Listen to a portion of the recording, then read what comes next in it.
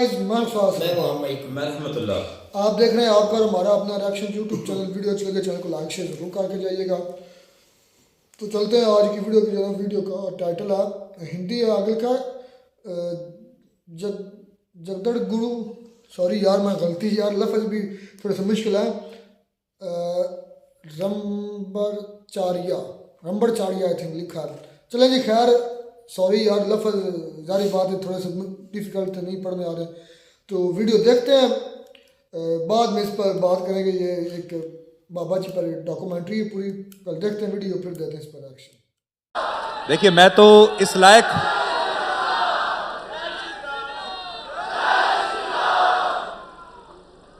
गुरुदेव आपका बहुत बहुत स्वागत है। और मैं पहले ही कह दूं मैं तो इस लायक नहीं हूं कि मैं गुरुदेव से कोई भी सवाल पूछ सकूं, लेकिन आपका आशीर्वाद लेकर गुरुदेव आपसे बातचीत जरूर प्रारंभ करूंगा। पूछिए गुरुदेव, आपसे आज जो परिचर्चा होगी उसमें मेरी कोशिश ये होगी कि लोग जो यहाँ पर मौजूद हैं या जो टीवी पर आपको सुन रहे हैं वो आपको और करीबी से और बेहतर तरीके से आपको जाने। सबसे पहले तो मैं आपसे यही पूछना चाहता हूँ कि आपकी 75वीं वर्षगांठ आने वाली है जनवरी के महीने में, और जनवरी के महीने में ही श्री राम जन्मभूमि में श्री राम के मंदिर का उद्घाटन भी होने वाला है। तो क्या आप मानेंगे कि ये आपके जीवन का सबसे बेहतरीन पल होगा? मैं तो यही मानता हूँ कि मेरे जीवन का ये सबसे महत्तम क्षण होगा जब रामलला जी गर्भगृह में विराजेंगे और मेरा अमृत महोत्सव होगा। 75वां वर्ष प्रारंभ होगा, क्योंकि 1984 से अब तक राम जन्मभूमि के आंदोलन से मैं जुड़ा रहा। बार बार जेल गए, पुलिस के डंडे खाए, अंत में उच्च न्यायालय में गवाही भी दी और मेरे पक्षों को विपक्षी वकील काट नहीं पाए। सौभाग्य और संयोग से हमको हमारी राम जन्मभूमि मिल गई। और लगता यह है सुधीर जी की इस महोत्सव को स्वयं रामलला ही मना रहे हैं,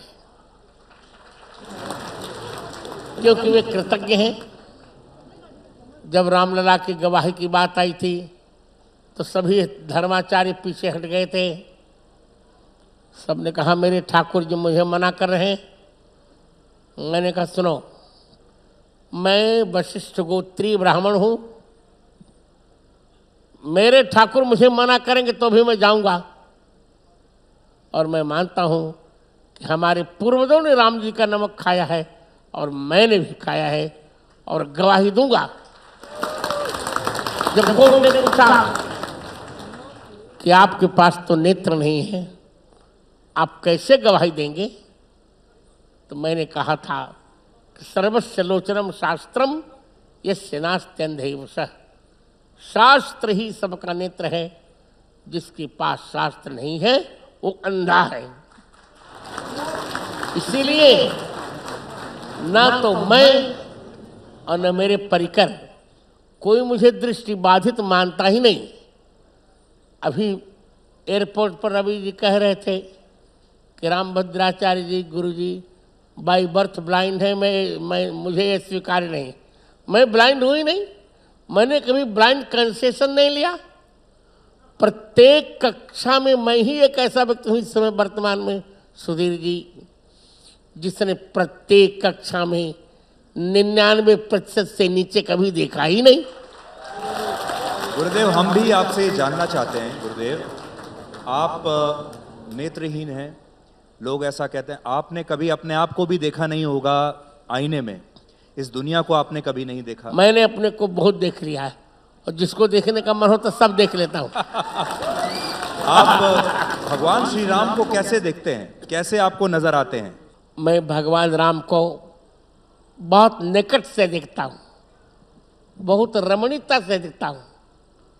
सुधीर जी, वो दिव्य दिव्य भव्य भव्य कपोल, उस पर लटकती हुई कुटिल अलकें, मंद मंद मुस्कुरान, नीले शरीर पर पीतांबर, ऐसा लगता है मानो तीसी के फूल पर किसी ने सरसों का पराग लेप दिया हो। वह कितना सुंदर स्वरूप। और यह जानकर आपको अच्छा लगेगा सुधीर जी कि भारत के तत्कालीन प्रधानमंत्री स्वर्गीय इंदिरा गांधी जी ने कहा था कि मैं आपको आपकी दृष्टि की व्यवस्था करा सकती हूँ।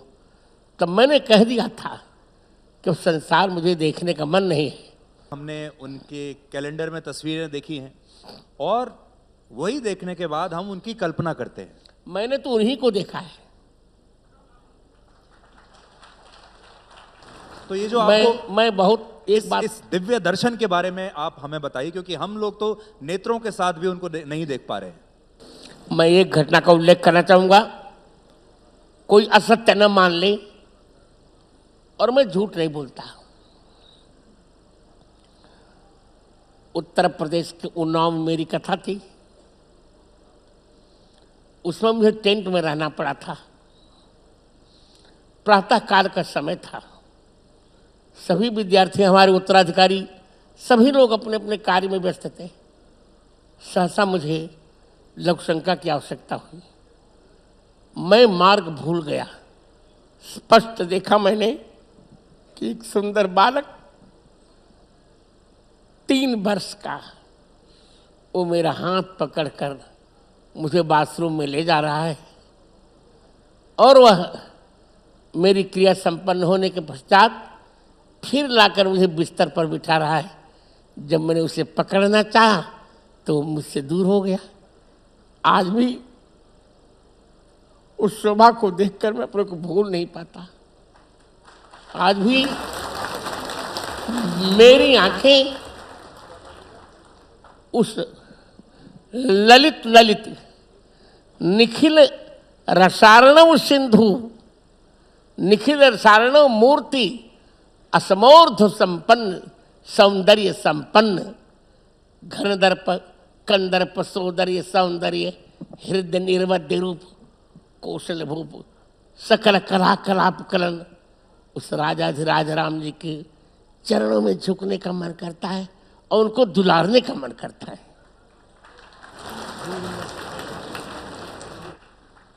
अब जब श्री राम मंदिर गुरुदेव अब निर्माण लगभग संपन्न होने वाला है, इस समय आपका जो आपको जो दिव्य दर्शन होते हैं वो क्या कहते हैं? बस राम जी कहते हैं कि चलो मंदिर में चले और गुरु जी आप भी आइए और मेरे साथ अमृत महोत्सव मनाइए।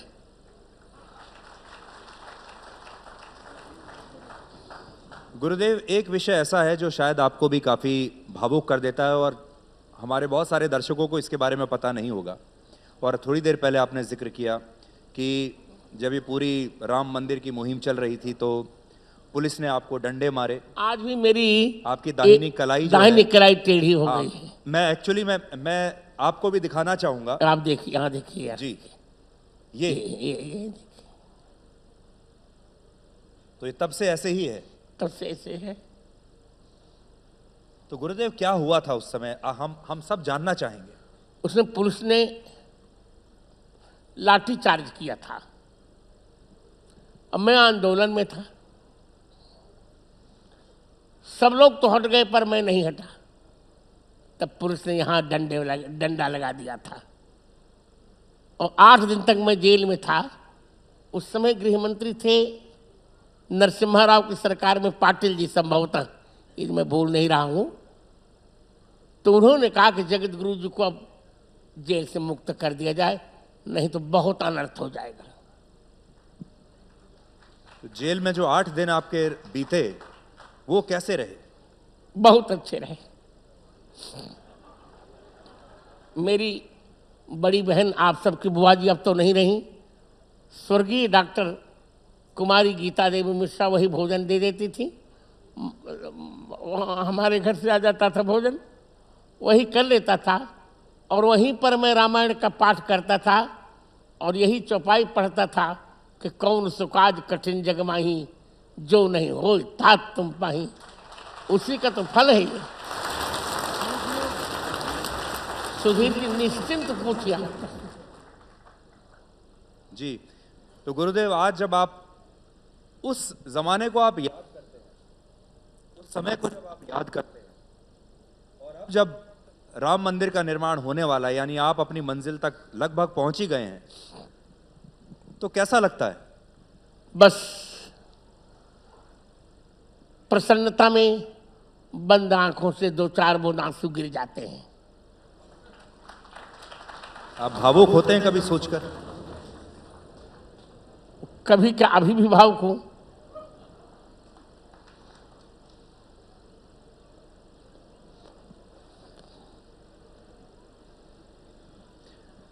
गुरुदेव, जब सुप्रीम कोर्ट में ये मामला चल रहा था जी। तो सुप्रीम कोर्ट में जो पीठ थी उसके सामने आपकी गवाही हुई और आपने उन्हें साक्ष्य दिए, आपने उन्हें बताया और एक जज ने तो हमने सुना ये भी कहा कि sir you are a divine power. हाँ, ये कहा। मुस्लिम जज थे वो। माननीय उच्च न्यायालय में गवाही थी, सुप्रीम कोर्ट में उसको उद्धृत किया गया था। जी, तो उस गवाही के बारे में गुरुदेव बहुत चर्चा होती है। हाँ, लोग और ऐसा कहा जाता है कि जब आप अदालत में वो गवाही दे रहे थे तो ऐसा लगा जैसे साक्षात भगवान श्री राम वहां प्रकट हो गए और लोगों को एक तरीके से दिखने लगा।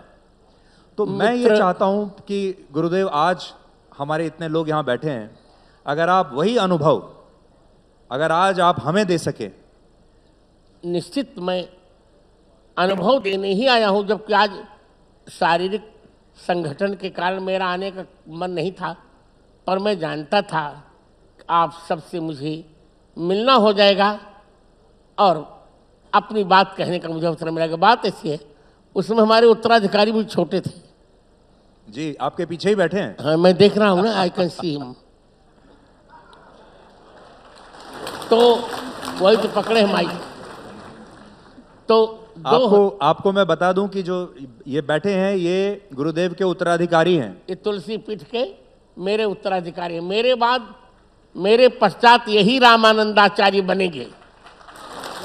अभी तो मैं 25-30 वर्ष तक तो हूँ ही, चिंता की बात नहीं। मैं वह अनुभव बताऊं। जी गुरुदेव। 2003 का जुलाई मास, रिमझिम बरसात, 11 जुलाई, और उस समय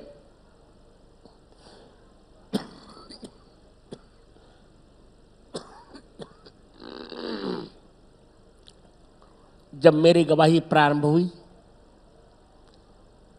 आप विश्वास करें 300 वकील सुनते थे उसको। सारी पीठ के, लखनऊ खंडपीठ के कामकाज बंद हो जाते थे। खचाखच वो परिसर भर जाता था जहां मेरी गवाही हो रही थी, और विपक्षी वकील मुझे चुप कराने में कोई कोर कसर नहीं रख रहे थे।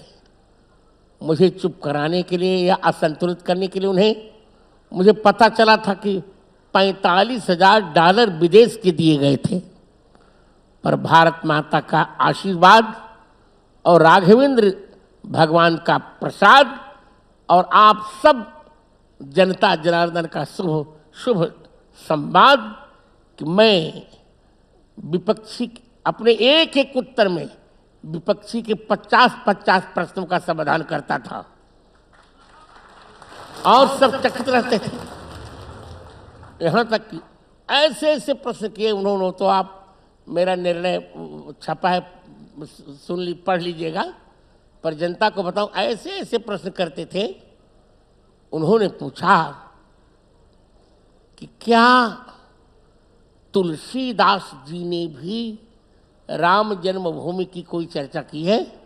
मैंने कहा जी। कवितावली के उत्तरकांड के 96 दोहे में की। ढांचा टूट चुका था, मस्जिद बन चुकी थी, तो गोस्वामी जी ने कहा कि मैं भले इनकी मस्जिद हो पर मेरा तो राम मंदिर है, रात में मैं शयन वहीं करूँगा। माग को खैबो मसीत को सोईबो, देवे को एक न लेवे को दो। और एक तुलसीदास जी ने एक ग्रंथ लिखा, बहुत प्यारा ग्रंथ है वो, तुलसी दोहा शतक। सुधीर जी जी जी जी। तुलसी दोहा शतक में तुलसीदास जी ने लिखा, राम जन्म महि मंदिर ही तोर मसीत बनाए, बहु हिंदुन जवनन हती तुलसी की नहीं हाय। और विपक्षी ने पूछा कि क्या रामचरितमानस में भी इसका प्रमाण है? मैंने कहा जी, रामचरितमानस के उत्तरकांड के 5वें दोहे की 5वीं पंक्ति में स्वयं प्रमाण है। जन्म भूमि मम पुरी सुहावनी, उत्तर दिशि बह सरजू पावनी। अर्थात मेरी सुंदरी पुरी में जो मेरी जन्मभूमि है, उसके ठीक उत्तर और सरजू माता जी प्रभामान हो रही हैं। इसके पश्चात उन्होंने पूछा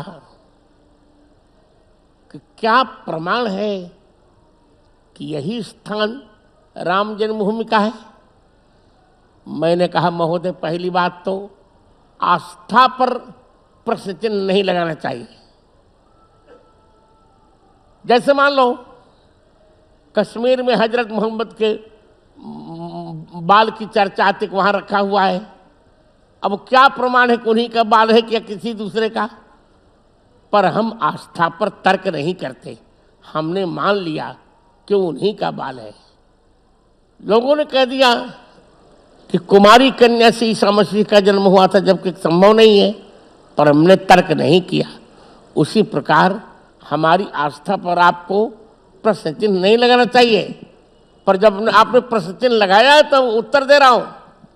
मैंने कहा कि मेष के सूर्य, मकर के मंगल, तुला के शनि, कर्क के बृहस्पति और मीन के शुक्र, इन 5 ग्रहों की जहां दृष्टि पड़ती है वही है राम जन्मभूमि का स्थान। और ज्योतिष से देखा गया तो जो मैंने कहा था वही सत्य निकला। हमने 441 प्रमाण दिए थे, जिसमें 437 तो स्पष्ट निकले खुदाई में, 4 थोड़े थोड़े धूमिल थे, पर वे हमारे पक्ष में थे। फिर उन्होंने पूछा वेद में क्या प्रमाण है?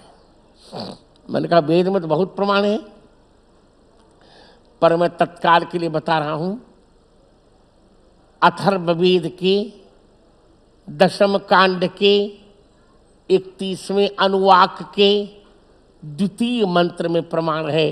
अष्टाचक्रा नवद्वारा देवानाम पूरयोध्या, यस्याम हिरणमय कोशः स्वर्गो ज्योतिषावृत।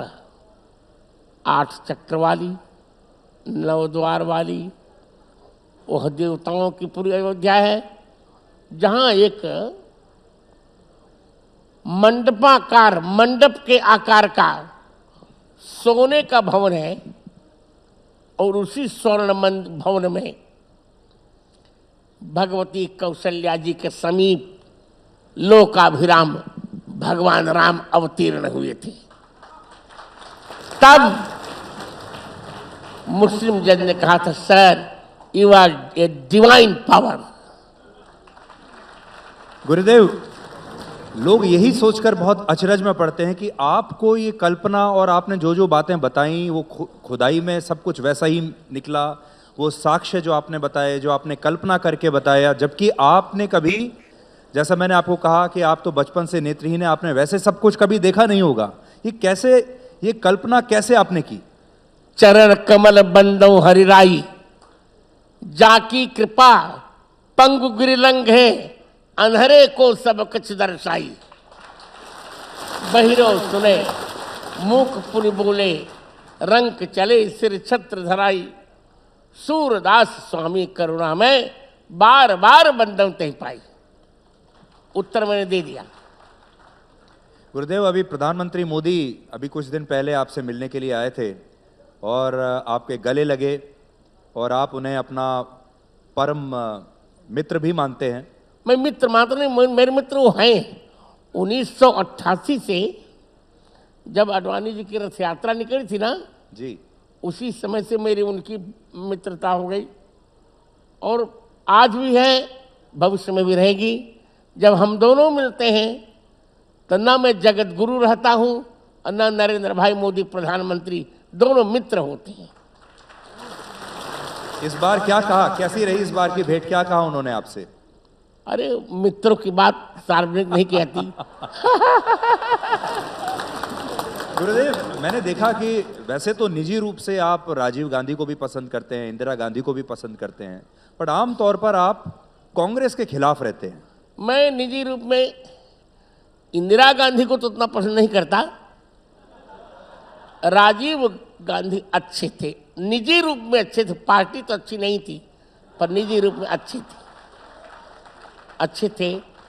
देखिए, कांग्रेस की कोई बात नहीं है। कांग्रेस का स्वभाव रहा है सनातन धर्म का विरोध करना, राम जी का विरोध करना, भारतीय मूल्यों का विरोध करना, क्योंकि कांग्रेस शब्द ही भारतीय भाषा का नहीं है, तो विरोध करना। तो जो, चूंकि मैं, आपको जानकर अच्छा लगेगा सुधीर जी, आज की तारीख में जितने जगत गुरु हैं, जगत गुरु की व्याख्या ये होती है जो 3 ग्रंथों पर भाष्य लिखे, उपनिषद पर, गीता पर और ब्रह्मसूत्र पर। आज की तारीख में किसी ने नहीं लिखा है, केवल मैंने तीनों ग्रंथों पर 4200 पृष्ठों में भाष्य लिखा है। तो मैं प्रामाणिक और शास्त्रीय जगत गुरु हूँ। तो जब जब सनातन धर्म पर कोई कटाक्षेप करेगा तब तब मेरा मुखर होना स्वाभाविक है। मैं मुखर ही होऊंगा और जितना हो सकेगा उग्र से उग्र दंड विधान भी करूंगा मैं।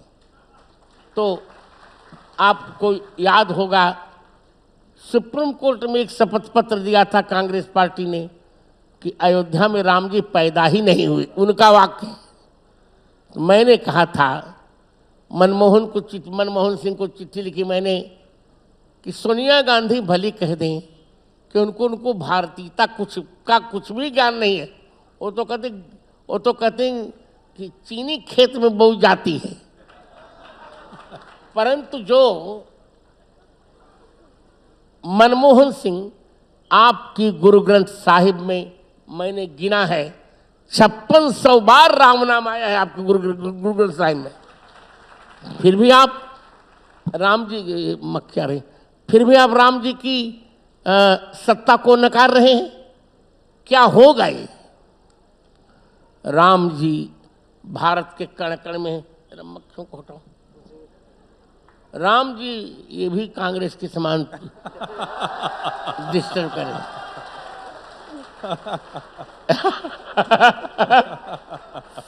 राम जी भारत के जन जन में है, मन मन में है, कण कण में है। भारत से यदि र निकाल दिया जाए तो भारत भात हो जाएगा, लोग खा जाएंगे। तो भारत की सत्ता ही राम जी से है।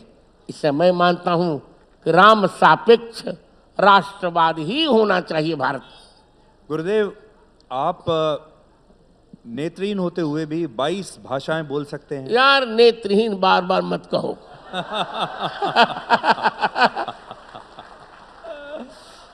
अच्छा, मैं दोबारा से फ्रेम करता हूं।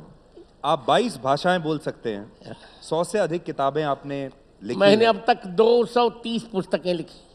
और मुझे अभी पता चला आपकी एक पुस्तक में तो 10,000 से भी ज्यादा हाँ पृष्ठ जी हैं। जी, उसका लोकार्पण अभी 27 अक्टूबर को माननीय मेरे प्यारे प्यारे मित्र प्रधानमंत्री जी ने उसका लोकार्पण किया।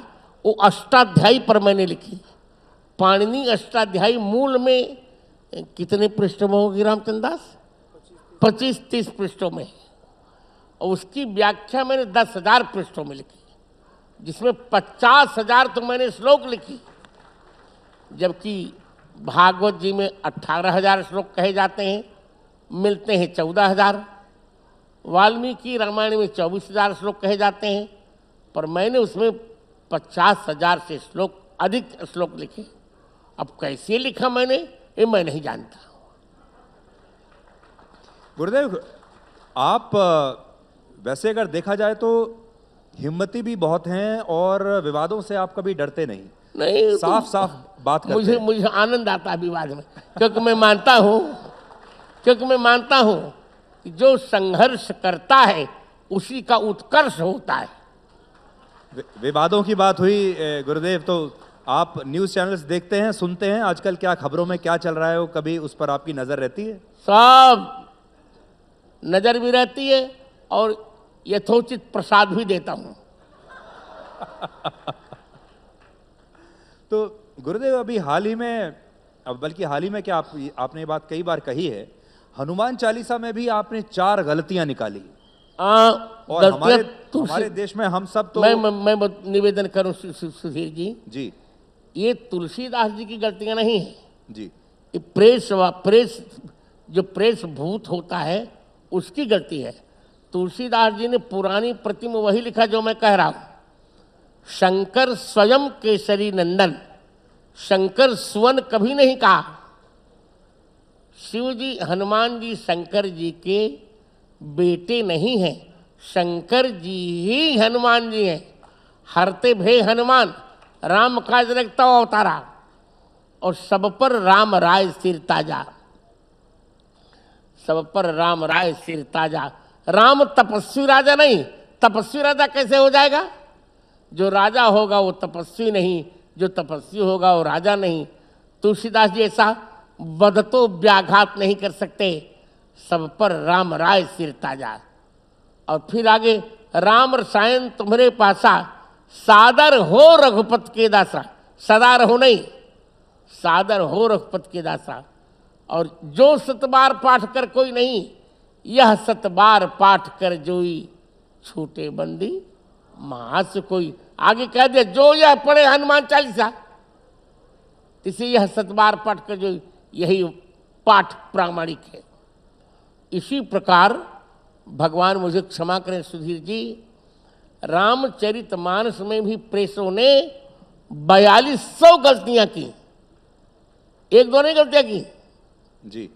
उसका संपादन मैंने किया, मुझ पर मुकदमा भी चला, और लखनऊ खंडपीठ की डबल बेंच ने मेरे पक्ष में निर्णय दिया कि जगत गुरु जी का संपादन सबसे प्रामाणिक है, और फाइन लगाया उन पर 20,000 रुपये का।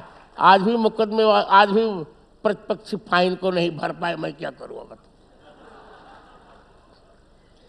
गुरुदेव, आखिर में बस आपका ये मार्गदर्शन चाहेंगे कि आप तो जानते हैं आजकल क्या माहौल है, आप जानते हैं किस तरह की स्थितियां हमारे समाज में आज उत्पन्न हो रही हैं। प्रकृति के नाम पर हम त्यौहार मनाते हैं, त्यौहार बचे हैं, प्रकृति खत्म होती जा रही है। नदियों को हम अपनी माता मानते हैं, देवी मानते हैं, लेकिन नदियों में ही आजकल प्रदूषण है, हर तरह का प्रदूषण आपको देखने को मिल रहा है।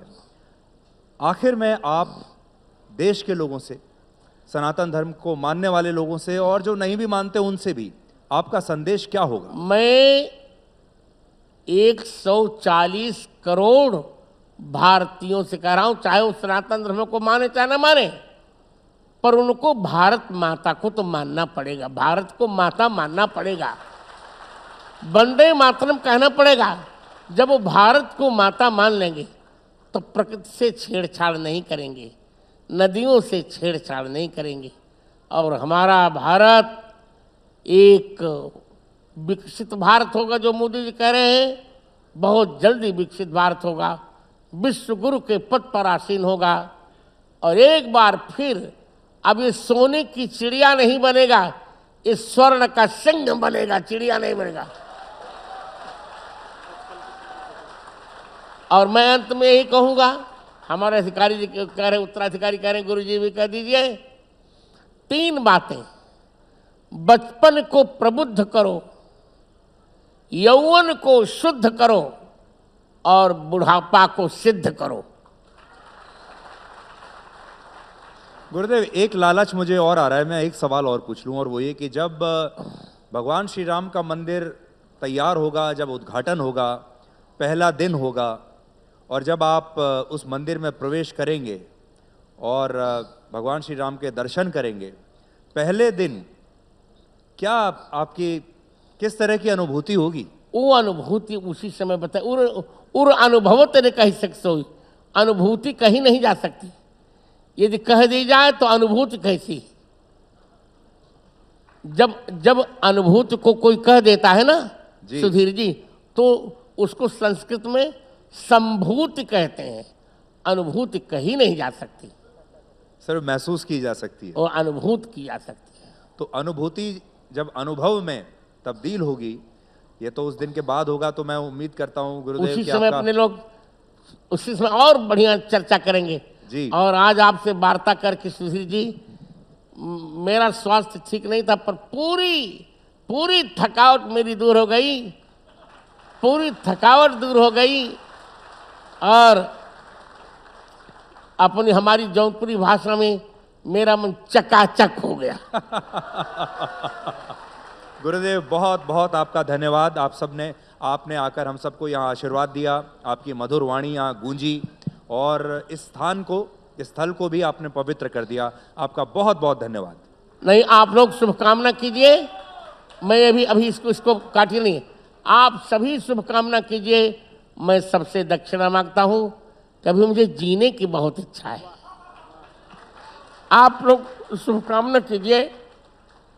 75वां वर्ष में प्रवेश करूंगा, 100 तो मेरे हैं ही हैं, और भी 25 वर्ष मुझे मिल जाए तो बहुत कार्य किए जा सकते हैं।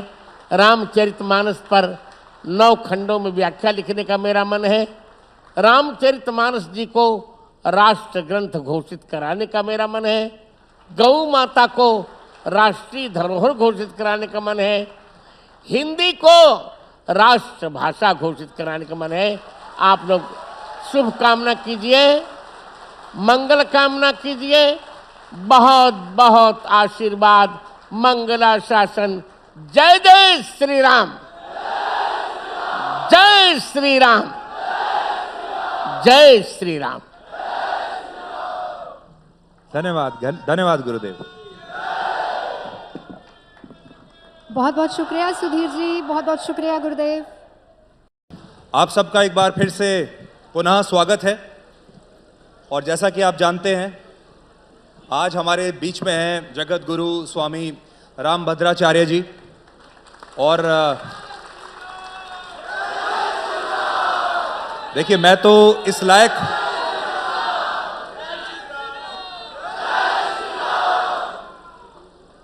गुरुदेव, आपका बहुत बहुत स्वागत है। और मैं पहले ही कह दूं, मैं तो इस लायक नहीं हूं कि मैं गुरुदेव से कोई भी सवाल पूछ सकूं, लेकिन आपका आशीर्वाद लेकर गुरुदेव आपसे बातचीत जरूर प्रारंभ करूंगा। पूछे गुरुदेव, आपसे आज जो परिचर्चा होगी, उसमें मेरी कोशिश ये होगी कि लोग जो यहाँ पर मौजूद हैं या जो टीवी पर आपको सुन रहे हैं, वो आपको और करीबी से और बेहतर तरीके से आपको जाने। सबसे पहले तो मैं आपसे यही पूछना चाहता हूँ कि आपकी 75वीं वर्षगांठ आने वाली है जनवरी के महीने में, और जनवरी के महीने में ही श्री राम जन्मभूमि में श्री राम के मंदिर का उद्घाटन भी होने वाला है। तो क्या आप मानेंगे कि ये आपके जीवन का सबसे बेहतरीन पल होगा? मैं तो यही मानता हूँ कि मेरे जीवन का ये सबसे महत्तम क्षण होगा, जब रामलला जी गर्भगृह में विराजेंगे और मेरा अमृत महोत्सव होगा, 75वां वर्ष प्रारंभ होगा। क्योंकि 1984 से अब तक राम जन्मभूमि के आंदोलन से मैं जुड़ा रहा, बार बार जेल गए, पुलिस के डंडे खाए, अंत में उच्च न्यायालय में गवाही भी दी, और मेरे पक्षों को विपक्षी वकील काट नहीं पाए। सौभाग्य और संयोग से हमको हमारी राम जन्मभूमि मिल गई और लगता यह है सुधीर जी की इस महोत्सव को स्वयं राम लला ही मना रहे हैं, क्योंकि वे कृतज्ञ हैं।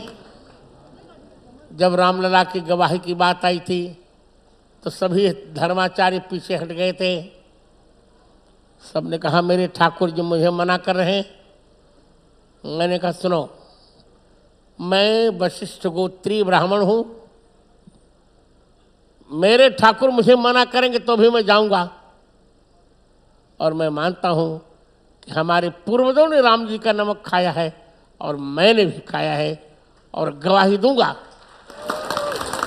जब कोर्ट ने पूछा कि आपके पास तो नेत्र नहीं है, आप कैसे गवाही देंगे, तो मैंने कहा था कि सर्वस्य लोचनम शास्त्रम यस्य नास्त्यन्धैव सः। शास्त्र ही सबका नेत्र है, जिसके पास शास्त्र नहीं है वो अंधा है। इसीलिए ना तो मैं और न मेरे परिकर कोई मुझे दृष्टि बाधित मानता ही नहीं। अभी एयरपोर्ट पर रवि जी कह रहे थे कि रामभद्राचार्य जी गुरु जी बाई बर्थ ब्लाइंड है, मुझे ये स्वीकार नहीं। मैं ब्लाइंड हुई नहीं, मैंने कभी ब्लाइंड कंसेशन नहीं लिया। प्रत्येक कक्षा में मैं ही एक ऐसा व्यक्ति हूँ इस समय वर्तमान में सुधीर जी, जिसने प्रत्येक कक्षा में 99% से नीचे कभी देखा ही नहीं। गुरुदेव, हम भी आपसे जानना चाहते हैं। गुरुदेव, आप नेत्रहीन हैं, लोग ऐसा कहते हैं। आपने कभी अपने आप को भी देखा नहीं होगा आईने में, इस दुनिया को आपने कभी नहीं देखा। मैंने अपने को बहुत देख लिया है और जिसको देखने का मन होता सब देख लेता हूँ। आप भगवान श्री राम को कैसे देखते हैं, कैसे आपको नजर आते हैं? मैं भगवान राम को बहुत निकट से देखता हूँ, बहुत रमणीयता से देखता हूँ। सुधीर जी, वो दिव्य दिव्य भव्य भव्य कपोल, उस पर लटकती हुई कुटिल अलकी, मंद मंद मुस्कुरान, नीले शरीर पर पीतांबर, ऐसा लगता है मानो तीसी के फूल पर किसी ने सरसों का पराग लेप दिया हो। वह कितना सुंदर स्वरूप। और यह जानकर आपको अच्छा लगेगा सुधीर जी कि भारत के तत्कालीन प्रधानमंत्री स्वर्गीय इंदिरा गांधी जी ने कहा था कि मैं आपको आपकी दृष्टि की व्यवस्था करा सकती हूँ। तब मैंने कह दिया था कि संसार मुझे देखने का मन नहीं है।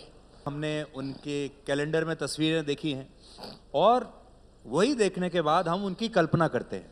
मैंने तो उन्हीं को देखा है। तो ये जो आपको मैं बहुत एक बात इस दिव्य दर्शन के बारे में आप हमें बताइए, क्योंकि हम लोग तो नेत्रों के साथ भी उनको नहीं देख पा रहे हैं। मैं एक घटना का उल्लेख करना चाहूंगा, कोई असत्य न मान ले, और मैं झूठ नहीं बोलता। उत्तर प्रदेश के उन्नाव में मेरी कथा थी। उसमें मुझे टेंट में रहना पड़ा था। प्रातः काल का समय था। सभी विद्यार्थी, हमारे उत्तराधिकारी, सभी लोग अपने अपने कार्य में व्यस्त थे। सहसा मुझे लघु शंका की आवश्यकता हुई। मैं मार्ग भूल गया। स्पष्ट देखा मैंने कि एक सुंदर बालक 3 वर्ष का, वो मेरा हाथ पकड़कर मुझे बाथरूम में ले जा रहा है और वह मेरी क्रिया संपन्न होने के पश्चात फिर लाकर मुझे बिस्तर पर बिठा रहा है। जब मैंने उसे पकड़ना चाहा तो वो मुझसे दूर हो गया। आज भी उस शोभा को देखकर मैं अपने को भूल नहीं पाता। आज भी मेरी आंखें उस ललित ललित निखिल रसारणव सिंधु निखिल रसारणव मूर्ति असमोर्ध संपन्न सौंदर्य संपन्न घनदर्प कंदर्प सौंदर्य सौंदर्य हृदय निर्वध्य रूप कौशल भूप सकल कला कलाप कलन उस राजाधिराज राम जी के चरणों में झुकने का मन करता है और उनको दुलारने का मन करता है।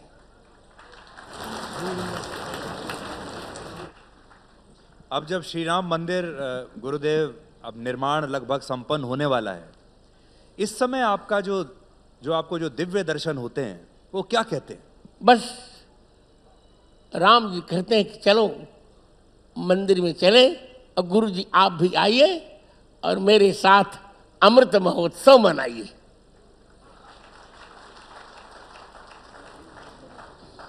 गुरुदेव, एक विषय ऐसा है जो शायद आपको भी काफ़ी भावुक कर देता है और हमारे बहुत सारे दर्शकों को इसके बारे में पता नहीं होगा।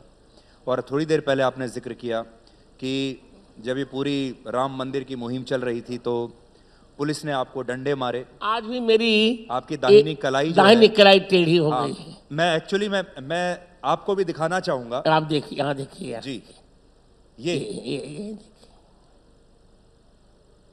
तो ये तब से ऐसे ही है। तब से ऐसे है। तो गुरुदेव क्या हुआ था उस समय, हम सब जानना चाहेंगे। उसने पुलिस ने लाठी चार्ज किया था और मैं आंदोलन में था। सब लोग तो हट गए पर मैं नहीं हटा। तब पुलिस ने यहाँ डंडा लगा दिया था और 8 दिन तक मैं जेल में था। उस समय गृह मंत्री थे नरसिम्हा राव की सरकार में पाटिल जी, संभवतः ये मैं बोल नहीं रहा हूँ।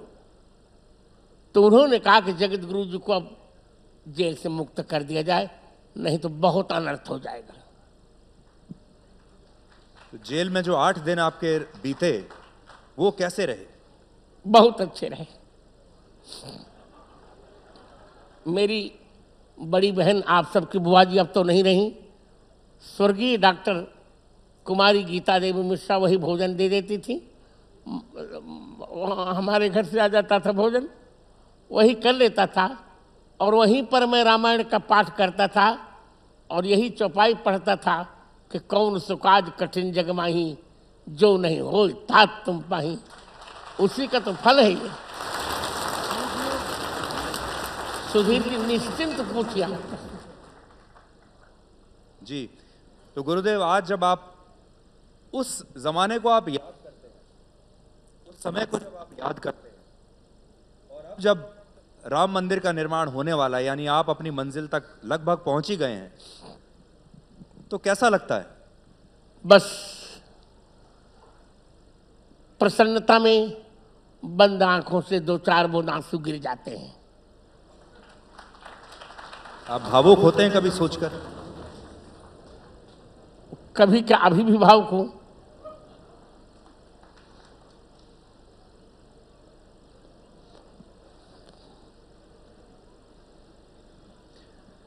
गुरुदेव, जब सुप्रीम कोर्ट में ये मामला चल रहा था जी। तो सुप्रीम कोर्ट में जो पीठ थी उसके सामने आपकी गवाही हुई और आपने उन्हें साक्ष्य दिए, आपने उन्हें बताया और एक जज ने तो हमने सुना ये भी कहा कि sir you are a divine power. हाँ, ये कहा।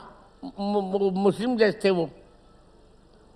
माननीय उच्च न्यायालय में गवाही थी, सुप्रीम कोर्ट में उसको उद्धृत किया गया था। जी, तो उस गवाही के बारे में गुरुदेव बहुत चर्चा होती है। हाँ, लोग और ऐसा कहा जाता है कि जब आप अदालत में वो गवाही दे रहे थे तो ऐसा लगा जैसे साक्षात भगवान श्री राम वहां प्रकट हो गए और लोगों को एक तरीके से दिखने लगा। तो मैं ये चाहता हूं कि गुरुदेव आज हमारे इतने लोग यहाँ बैठे हैं, अगर आप वही अनुभव अगर आज आप हमें दे सके। निश्चित मैं अनुभव देने ही आया हूँ, जबकि आज शारीरिक संगठन के कारण मेरा आने का मन नहीं था, पर मैं जानता था कि आप सबसे मुझे मिलना हो जाएगा और अपनी बात कहने का मुझे अवसर मिलेगा। बात ऐसी है, उसमें हमारे उत्तराधिकारी भी छोटे थे। जी, आपके पीछे ही बैठे हैं। हाँ, मैं देख रहा हूँ ना, आई कैन सी हिम। तो वही तो पकड़े हैं माइक। तो आपको मैं बता दूं कि जो ये बैठे हैं ये गुरुदेव के उत्तराधिकारी हैं। ये तुलसी पीठ के मेरे उत्तराधिकारी हैं। मेरे बाद मेरे पश्चात यही रामानंदाचार्य बनेंगे। अभी तो मैं 25-30 वर्ष तक तो हूँ ही, चिंता की बात नहीं। मैं वह अनुभव बताऊं। जी गुरुदेव। 2003 का जुलाई मास, रिमझिम बरसात, 11 जुलाई, और उस समय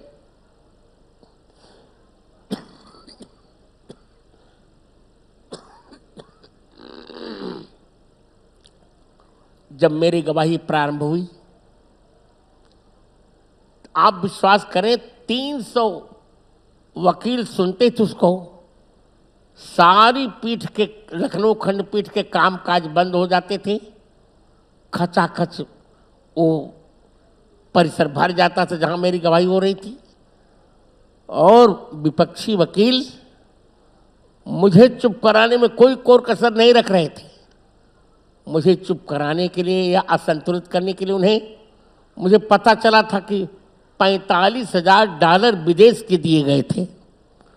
पर भारत माता का आशीर्वाद और राघवेंद्र भगवान का प्रसाद और आप सब जनता जनार्दन का शुभ संवाद कि मैं विपक्षी अपने एक एक उत्तर में विपक्षी के 50-50 प्रश्नों का समाधान करता था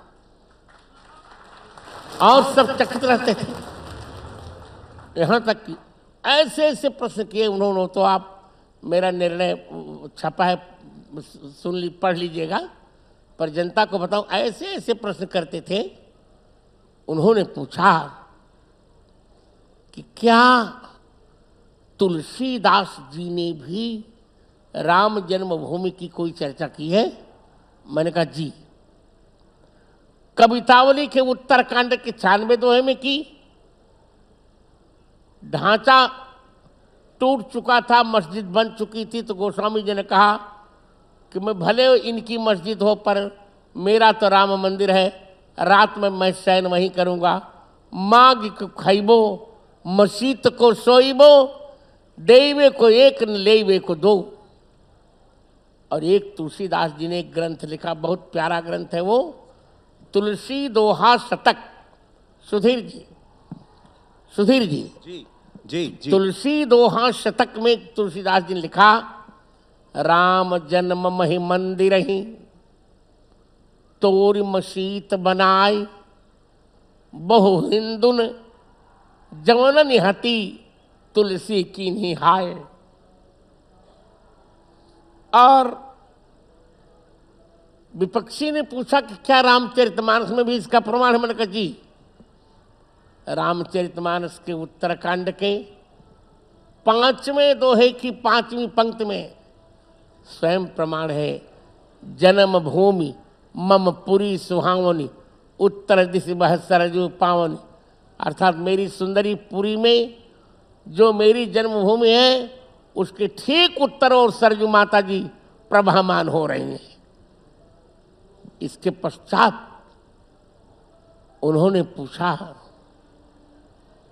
कि क्या प्रमाण है कि यही स्थान राम जन्मभूमि का है? मैंने कहा महोदय, पहली बात तो आस्था पर प्रश्न चिन्ह नहीं लगाना चाहिए।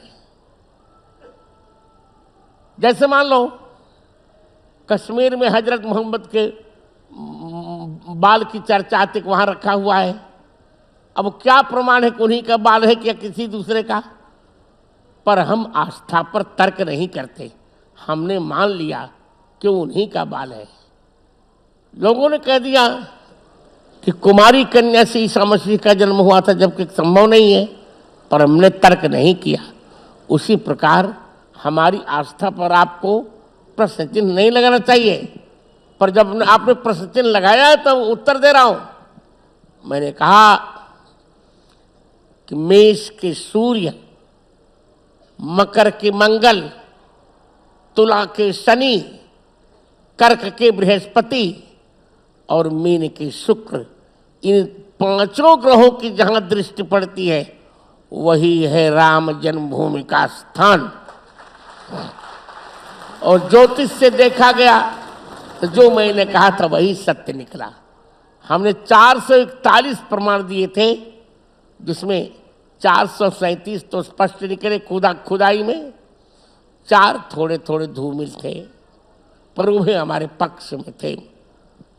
फिर उन्होंने पूछा वेद में क्या प्रमाण है। मैंने कहा वेद में तो बहुत प्रमाण है,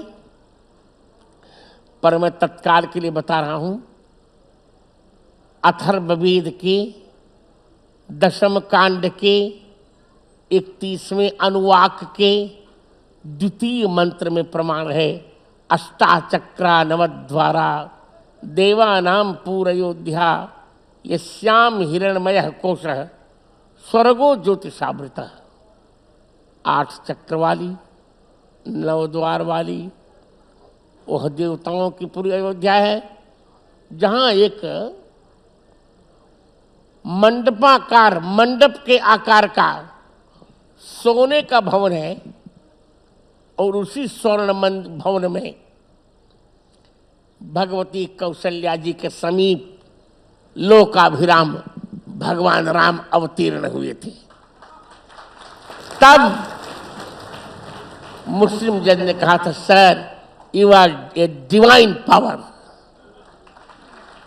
गुरुदेव, लोग यही सोचकर बहुत अचरज में पड़ते हैं कि आपको ये कल्पना और आपने जो जो बातें बताई वो खुदाई में सब कुछ वैसा ही निकला, वो साक्ष्य जो आपने बताए, जो आपने कल्पना करके बताया, जबकि आपने कभी, जैसा मैंने आपको कहा कि आप तो बचपन से नेत्रहीन हैं, आपने वैसे सब कुछ कभी देखा नहीं होगा।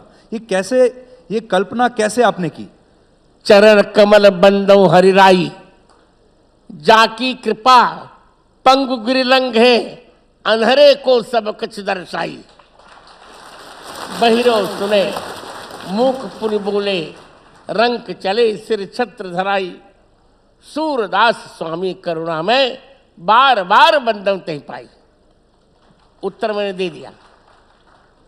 गुरुदेव, अभी प्रधानमंत्री मोदी अभी कुछ दिन पहले आपसे मिलने के लिए आए थे और आपके गले लगे और आप उन्हें अपना परम मित्र भी मानते हैं। मैं मित्र मात्र नहीं, मेरे मित्र वो हैं। 1988 से जब अडवाणी जी की रथ यात्रा निकली थी ना जी, उसी समय से मेरी उनकी मित्रता हो गई और आज भी है, भविष्य में भी रहेगी। जब हम दोनों मिलते हैं तो ना मैं जगत गुरु रहता हूं और ना नरेंद्र भाई मोदी प्रधानमंत्री, दोनों मित्र होते हैं। इस बार क्या कहा, कैसी रही इस बार की भेंट, क्या कहा उन्होंने आपसे? अरे मित्रों की बात सार्वजनिक नहीं कहती। गुरुदेव, मैंने देखा कि वैसे तो निजी रूप से आप राजीव गांधी को भी पसंद करते हैं, इंदिरा गांधी को भी पसंद करते हैं, पर आम तौर पर आप कांग्रेस के खिलाफ रहते हैं। मैं निजी रूप में इंदिरा गांधी को तो उतना पसंद नहीं करता,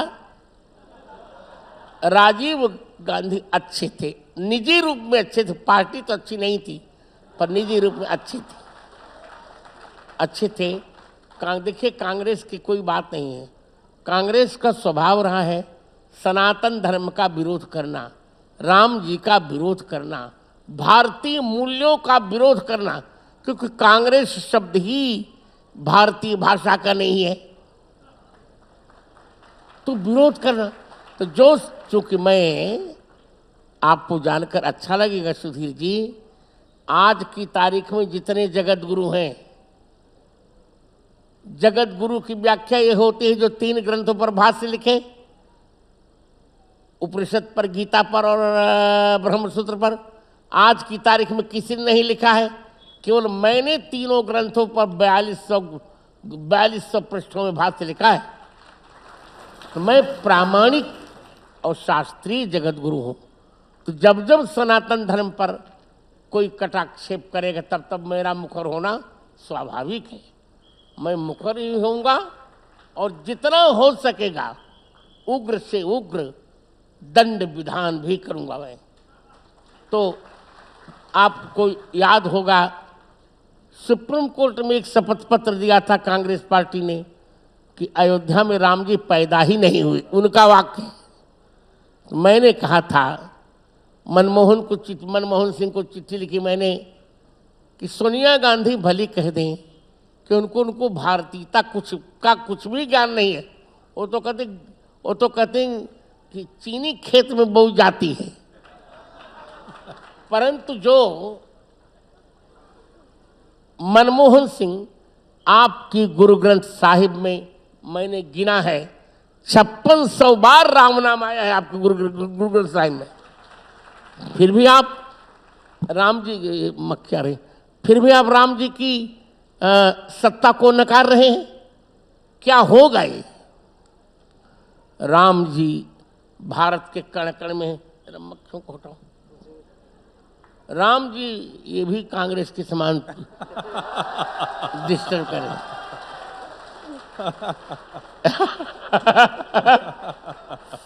राम जी भारत के जन जन में है, मन मन में है, कण कण में है।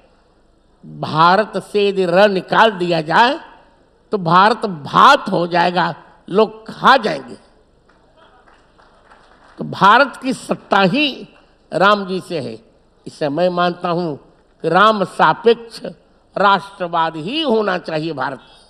गुरुदेव, आप नेत्रहीन होते हुए भी 22 भाषाएं बोल सकते हैं। यार नेत्रहीन बार बार मत कहो।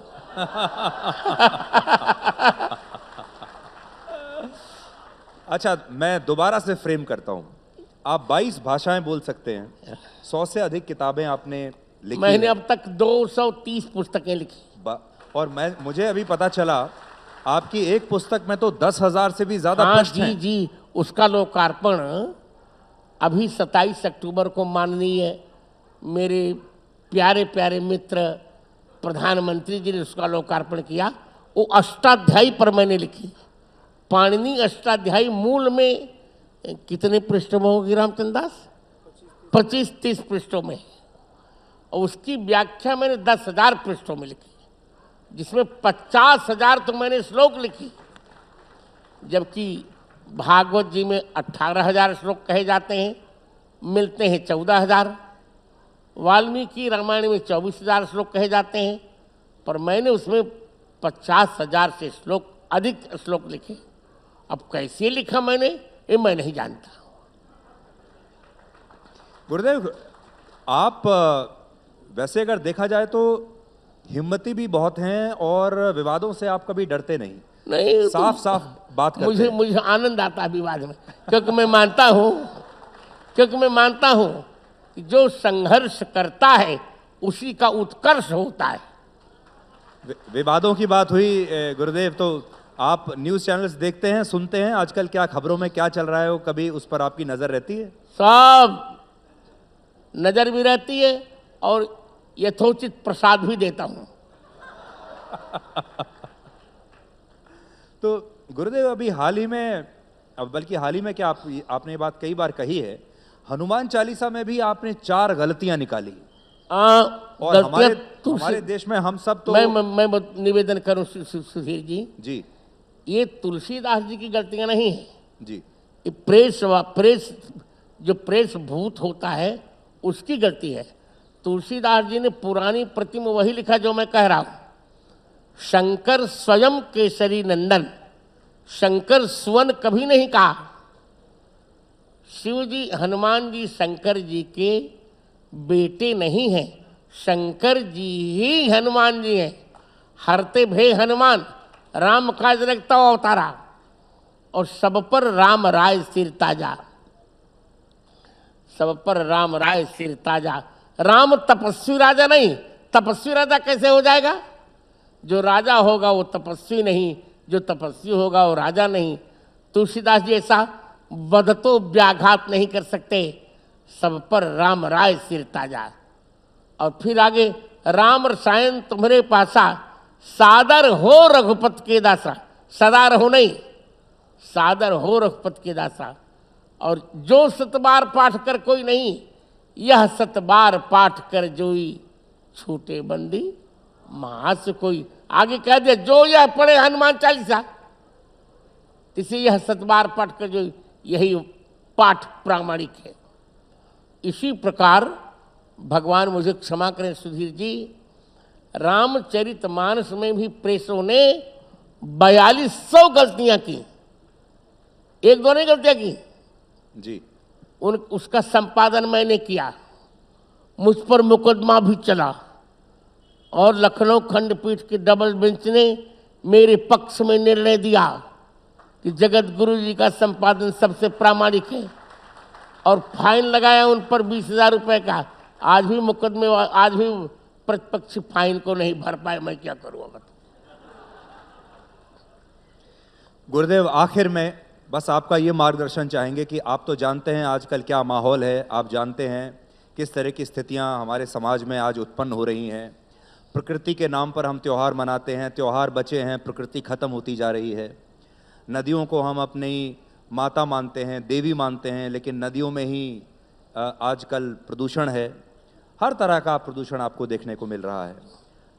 आखिर में आप देश के लोगों से, सनातन धर्म को मानने वाले लोगों से और जो नहीं भी मानते उनसे भी आपका संदेश क्या होगा? मैं 140 करोड़ भारतीयों से कह रहा हूं, चाहे वो सनातन धर्म को माने चाहे ना माने, पर उनको भारत माता को तो मानना पड़ेगा, भारत को माता मानना पड़ेगा, वंदे मातरम कहना पड़ेगा।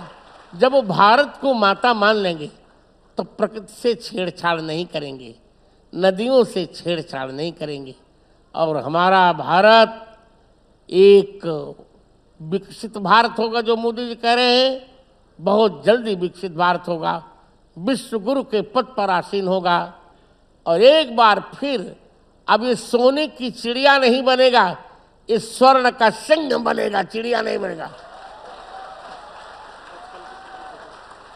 और मैं अंत में यही कहूँगा, हमारे अधिकारी जी कह रहे, उत्तराधिकारी कह रहे, गुरु जी भी कह दीजिए, 3 बातें।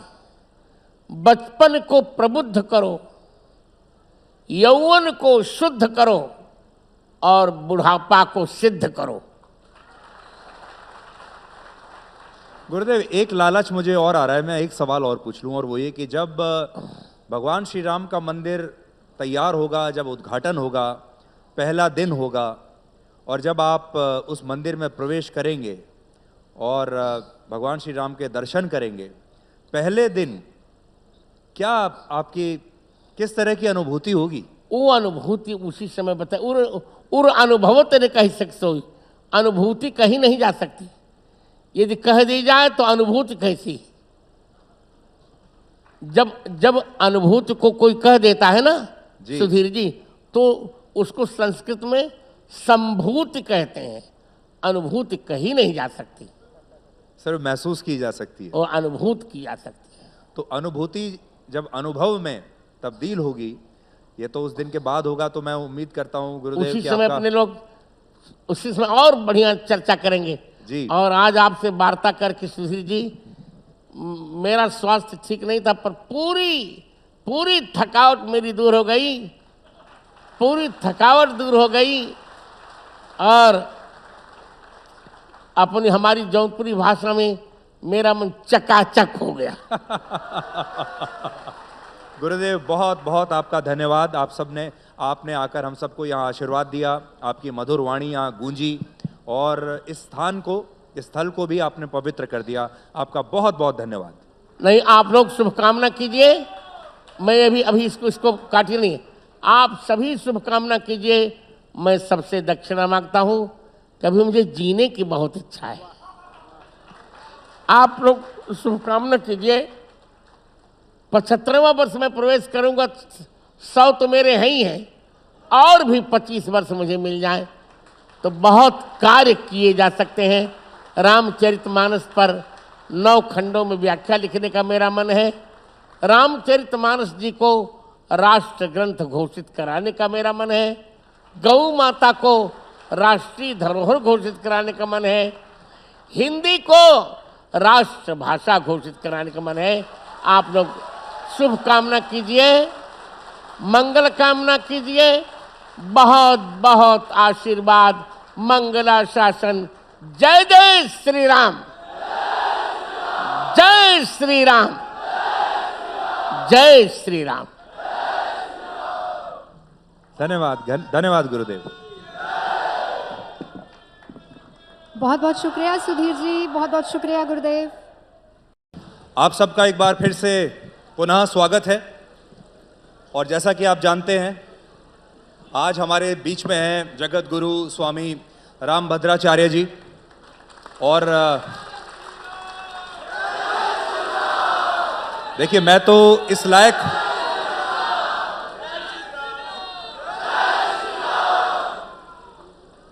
गुरुदेव, आपका बहुत बहुत स्वागत है। और मैं पहले ही कह दूं, मैं तो इस लायक नहीं हूं कि मैं गुरुदेव से कोई भी सवाल पूछ सकूं, लेकिन आपका आशीर्वाद लेकर गुरुदेव आपसे बातचीत जरूर प्रारंभ करूंगा। पूछे।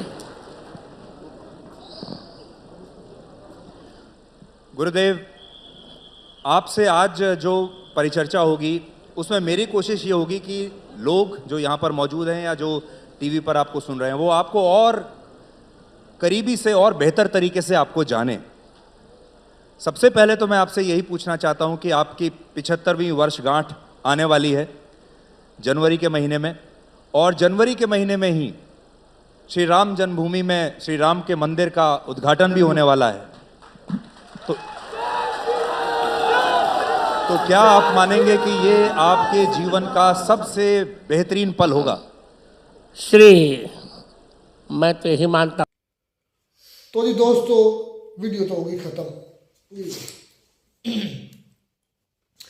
ये सारी की सारी वीडियो उस बाबा जी का एक बायोडाटा समझ लें या उनकी इच्छा, अपनी जानकारी बता रहे थे, जिस तरह वो मतलब राम के बारे में, हाँ, जो राम मंदिर बनाया है या जो राम भगवान है उसके बारे में। इस तरह गुरु जी वो बने हुए, जिस तरह जगत गुरु वो क्या लफ्ज़ यार बोलते हैं, गुरु जी हैं, यानी कि उनके जो बड़े जिस तरह हमारे होते हैं ना मुफ्ती आलम होते हैं, या हमारे को बड़े पीर मुर्शिद हम जिसे हम कहते हैं, रहबर तरीका, वो अपने मज़हब में उसको इस तरह माना गया, इसको मानते हैं।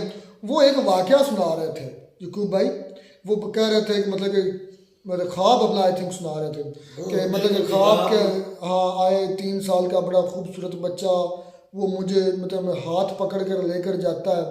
तो मतलब कि ये सारी उनकी ये स्टोरी एक किस्म की थी, वो सारा वाकया जो सच उनके साथ जो बीता, ये ऐसा मतलब कि आप बीती वो सुना रहे थे उनके साथ जो हुआ। तो यकूब भाई इधर मैं ये चौंक इसलिए ले गया हूँ, उनकी तो एक तो सॉरी टू से उनकी आंखें तो है नहीं, ख्वाब तो आंखों वाले को, लेकिन ऐसे ही उनके साथ कोई ना कोई अमल हुआ ना कि उनको वो चीज़ें नजर आना शुरू हो गई। यार आंखों से ख्वाब क्या देख रहा होता है बंदा, जब सोया होता है ना ख्याल होते वो ख्याल आता है, हाँ, सोच कहीं चली जाती है।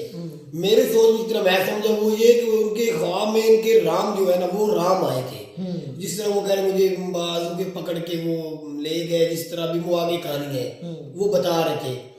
तो मतलब जिस तरह हम कहते हैं हमारे भी हमारे नबी पाक की उनकी ज़ियारत सोचते हुए ना कहीं ज़ियारत हो जाती है। तो लेकिन वो हर बंदे को तो होती नहीं, कितनी करोड़ों की तादाद है दुनिया में, कितने मुसलमान, लेकिन कोई किस्मत वाला एक आदि को कोई लकी, हम उसे the most lucky people in the world. इसी तरह ये बुजुर्ग जो थे ना ये वे भी बता रहे थे अपने मजहब के अंदर भी वो मेरे मतलब हुई ज़ियारत हुई है उनकी, हाँ उनके हिसाब से जो उनका उसके बारे में फिर वो यार को बता रहे थे कि वो यार देखना मुझे बड़ा यार अफसोस है, वो बीच बीच में रो भी रहे थे कि उनका हाथ जिस तरह उनको मारा गया ना अपने दीन से जो लगा हुआ है वो जाहिर हो रहा था कि बहुत ज्यादा वो ही बता रहे थे कितनी मेरी मोहब्बत या लगन अपने दीन अपने दीन और अपनी कंट्री के साथ बहुत ज्यादा इनको लगन है और कुछ करना चाहते हैं इनके लिए, और इसलिए इन्होंने कहा है कि मेरी लंबी दुआ उम्र की लंबी दुआ करें। इसको बहुत ज्यादा इंडिया में मानने वाली दुनिया है अवाम, बहुत ज्यादा।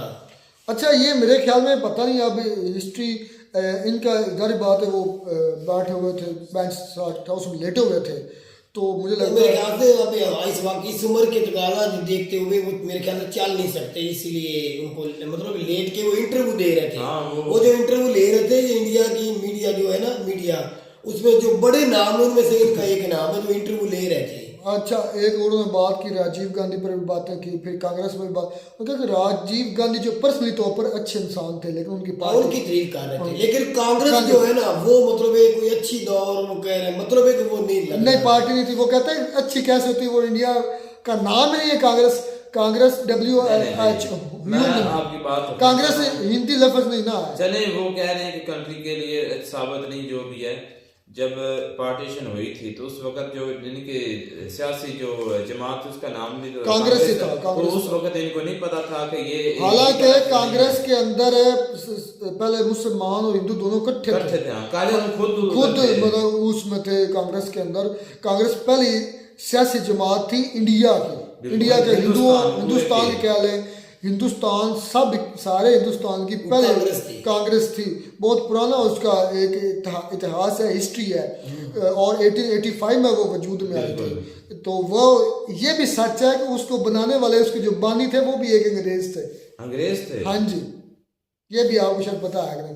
वो एक अंग्रेज थे, W.H. ह्यूम ने बनाई थी ये 1885 में, जो हमारी बुक्स में मिला। अभी इसके बारे में पता इंडिया के बारे में नहीं भाई है, ऐसा ही है, गलत हो गया, क्योंकि जो तंजीम जो है ना, ये तहरीक है, ये इंडियन लोगों यार उन्होंने ये सरबराही की होगी ना, उन्होंने ये तश्कील दी होगी, ये सारा कुछ ज़हन साजे। हो सकता है कोई ऐसा अंग्रेज भी होगा ना जो चाहता होगा कि इंडिया के अंदर जो सियासी निज़ाम है वो सही चले, सियासत भी चले, साथ साथ ये अंग्रेज़ों की बादशाहत भी है, लेकिन अंडरवर्ल्ड, क्योंकि जारी बात है इंटरनेशनल तौर पर ये लोग दुनिया बाकी देखती थी ना कि ये क्या चल रहा है इस हिंदुस्तान का। क्योंकि जिस तरह ये गुरुजी भी बता रहे थे कि जो इंडिया था या हिंदुस्तान था, ये सोने की चिड़ी था, सब मानते हैं, गोल्डन स्पैरो। लेकिन वो आज ये कह रहे हैं ये गुरुजी कि हम उसको सोने की चिड़ी नहीं बनाएंगे, वो एंड पर हम उसे सोने का वो डंडा कह रहे थे या क्या कह रहे थे यार, सिंह, सोने का सिंह बनाएंगे, है भी सिंह बनाएंगे। काम होने वाला, मरम्मत होने वाली, मरम्मत होने वाली सारी चीजें इधर ही है, वही कुछ है और होने वाला है। उनकी कुछ तमन्नाएं थी जो उन्होंने ज़ाहिर की। उन्होंने कहा कि गौ माता को जिस तरह वो कहते हैं कि जिस तरह हमारा एक नेशनल एनिमल है, या उसको वो थोड़ी सी हिंदी लफ्ज़ उसमें बोल गया, मुझे ऐसे समझ आया कि वो जिस तरह नेशनल तौर पर इंडिया के पूरे इंडिया में वो उसको मनवाना चाहते हैं, गौ माता का नाम लिया। हिंदी को ये जो गुरु थे इनको बुलाने का मकसद ही इस चैनल के ऊपर ये था, शो करने का कि वो जो नौजवान बैठ के सुन रहे थे या जिस तरह हम सुन रहे हैं, इन सब को इनसे इनकी हयाती में, जिंदगी में कुछ जानने को मिल जाए, कोई हिस्ट्री के बारे में पता, राम जो राम मंदिर बना है इसकी हिस्ट्री में पता चल जाएगा। हाँ बिल्कुल, उनकी मतलब अपने दीन के बारे में उनको बहुत ज्यादा मालूमात है, बहुत ज्यादा, तो वो जो कुछ उससे आवाम सीख ले, बीच में भाई पता चले, जज्बाती भी हो रहे थे, इमोशनल, मतलब उनका एक किस्म का रोने वाले लग रहा था, जिस तरह बीच में रो रहे हैं। उन्होंने कहा कि अभी प्रोग्राम बंद मत कीजिएगा, मेरी एक तमन्ना है कि मेरी अभी मैं 75 साल का होने वाला हूँ और मेरी दुआ यह है कि मैं 100 साल तक जीऊँ, और मेरी तमन्नाएं फिर उन्होंने गिनवाई, गौ माता के बारे में बात की, फिर हिंदी को उन्होंने कहा इंडिया की जो है वो नेशनल लैंग्वेज है कि पूरे इंडिया में चलवाऊँ, फिर उन्होंने मतलब दो जो उनकी तमन्नाएं थी वो उन्होंने रखी। तो ये चाहते थे, लेकिन ये इनकी सारी जो बायोग्राफी है या जो हिस्ट्री है वो उनकी ख्वाहिशात पर। मुझे तो एक बात अच्छी लगी कि जिस तरह एंकर ने कहा था ना साहब तो मतलब देख नहीं सकते, तो किस तरह फिर ये सारा कुछ उसने जो कहा उसके जो मन में जो है ना, हम मन से पढ़ लेते हैं, हमें पता है सारा, सही है, मतलब कि उनके तन मन जो वो सारा उधर ही लगा हुआ है। फिर उन्होंने कहा बचपन को क्या प्रबुद्ध करो, उसके बाद जवानी को बोला, फिर और बोला था, फिर का बुढ़ापे को सिद्ध करो, हाँ सिद्ध करो, प्रबुद्ध करो बचपन को और बुढ़ापे को सिद्ध करो। ये को कहने का मकसद ये था कि जब आप बुढ़ापे में चले जाते हैं तो आपको फिर सिद्ध का मतलब है, मुझे ये जो समझ आई है कि आपको अपने अमाल जो है आप ठीक कर लेना चाहिए, कम से कम अब तो ठीक कर लेना चाहिए, अब तो सिद्ध जाना चाहिए कि सीधा हो जाना चाहिए, ये कि अपने अमाल को बेहतर करो।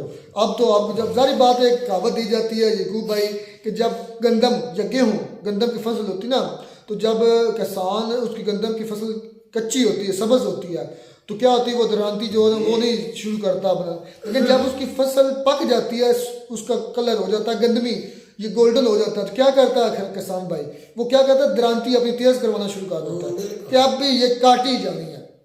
तो इसी तरीके से जब इंसान बुढ़ापे में उसकी सफेदी आ जाती है उसको फिर अपने अमाल सिद्ध करने चाहिए, उसको मतलब ये अपने अमाल को दुरुस्त सिमत में लेकर जाना चाहिए। तो ये सारी की सारी उन्होंने ये साथ साथ मशवरे भी देते रहे, अपनी तमन्नाएं ख्वाहिशात भी मतलब इजहार करते जो रहे। दिल में था कि मैं करवाना चाहता हूँ या मेरी सोच इस तरह हो जाए। इमोशनल भी होते एक रहे। किस्म की ना दीन की दुकान है मेरे हाँ, उनके क्योंकि पास। उनकी इतनी उम्र है, उनका तजुर्बा है, उनके पास नॉलेज है, उनके Knowledge पास है। दीन है, और जो भी लोग इनसे सीखना चाहें वे सीख सकते हैं, क्योंकि इनको सब अपनी जिंदगी के साथ तजुर्बा है बिल्कुल। और मजहब की जो है ना मुकम्मल जानकारी है। बिल्कुल ऐसे शानदार थी वीडियो। मिलते हैं नई वीडियो में नए ढंग से, तब तक दीजिए इजाजत। अल्लाह हाफिज।